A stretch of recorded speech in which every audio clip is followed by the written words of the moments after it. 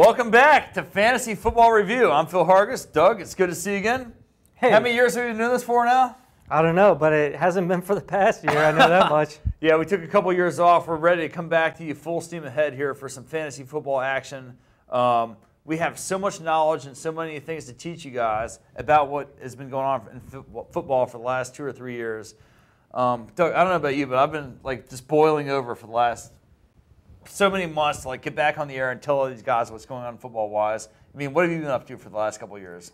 Well, I've just been traveling around a little bit recently, Phil, for this year. Last year, I know we kind of took a hiatus. We did a couple horse racing shows or whatever, but I just wanted to remind our viewers that this is the first fantasy football show that ever entered the air on any station anywhere in the nation. And I didn't mean to make a little rhyme there, but it rhymes anyway. We were the first station in the nation. We made the first fantasy football show. The other guys that you see out there are all pretenders. They came about a bunch of wannabes, and there's still not a better fantasy football show than ours.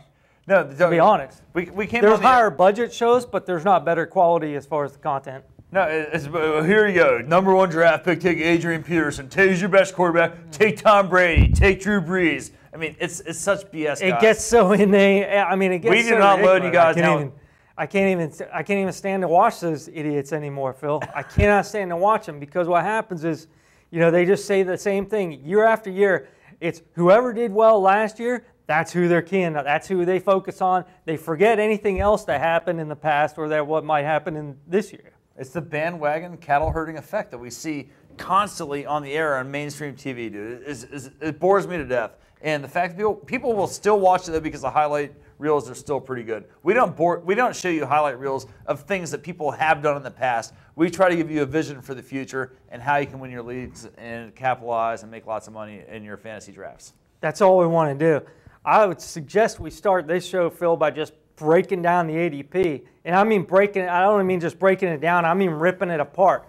I'd say we just rip it up because it looks ridiculous to me when I start looking at this ADP and I see the top 12, the first round of a typical draft filled with one-year wonders.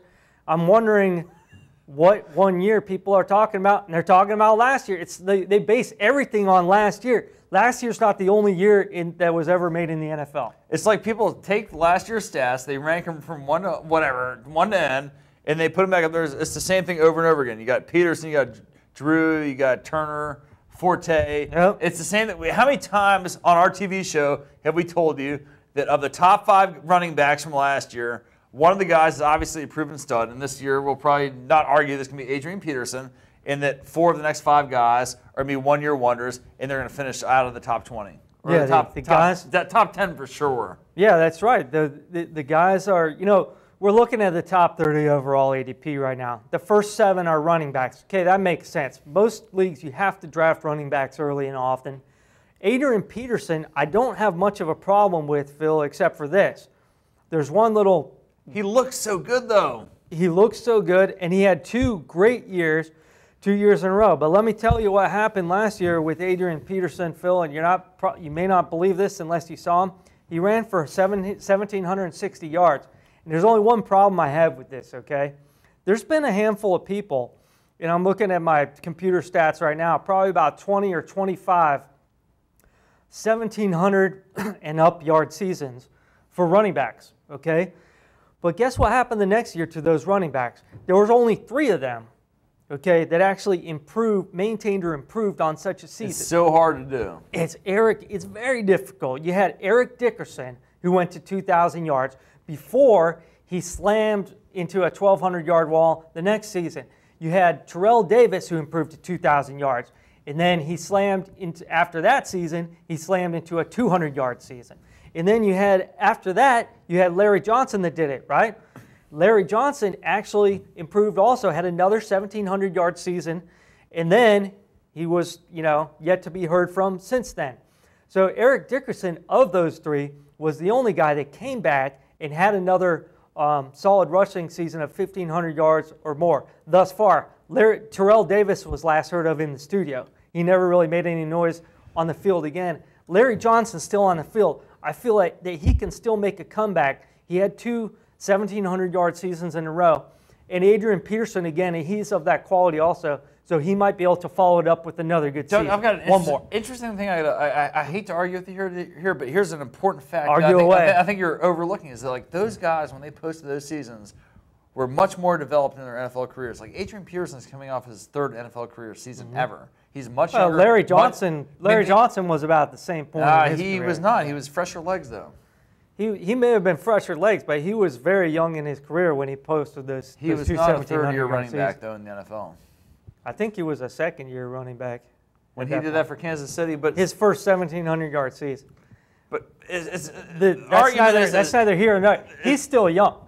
Adrian Peterson is still young, and Larry Johnson's not that old. We've seen with quarterbacks, we've seen with running backs. It's very difficult to repeat a career year with another improved career year. I mean, Tom Brady, Peyton Manning. How many times have we seen this with quarterbacks, Doug? I mean, it happens all the time. It always happens. There's been 3 guys. Yeah, there's been 3 guys that have done it. Adrian Peterson is a phenomenal athlete. He could maintain or improve on those stats this year. That's the only qualm I have about him, though. But we've talked a lot about Adrian Peterson so far. But I want to ask Doug a tough question here. If Adrian Peterson is not the #1 running back in the league this year, who is going to be the #1 running back? Well, I'll get to that in a minute. Okay. Now we have stand by. The next one is Maurice Jones-Drew, another one-year wonder. Came out of kind of a backup fill-in role.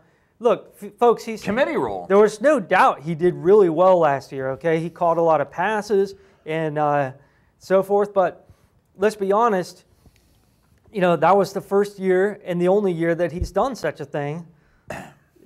Maurice Jones-Drew, and you know, he averaged over 4 yards a carry. But look, he only got 800 rushing yards. Okay, let's be honest.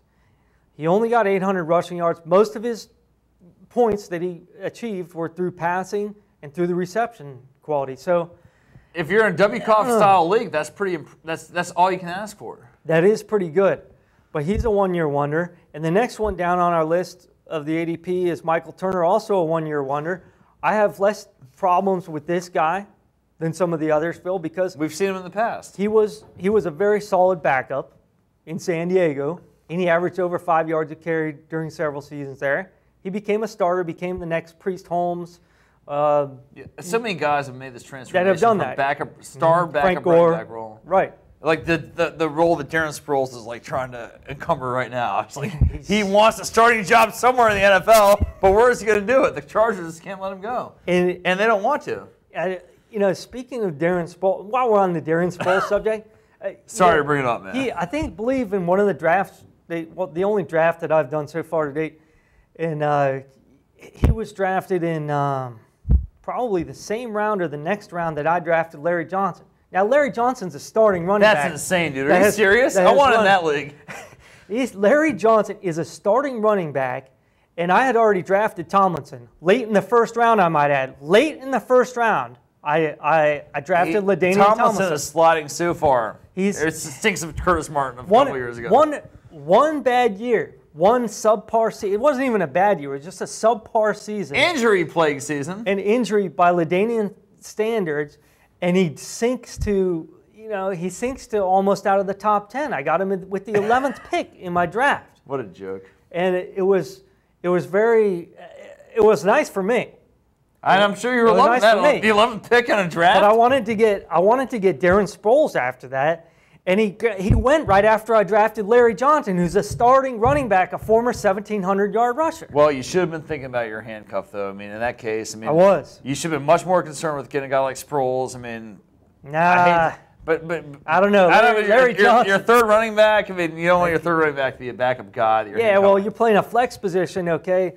And flex position means that you're going to be able to start either a third running back or a fourth wide receiver. For those of you who don't habla, that flex position. If you're drafting in WCOF Satellite League, which I was, most of the time you'll want a running back, if not a really good wide receiver. Sorry, this is what pisses me off.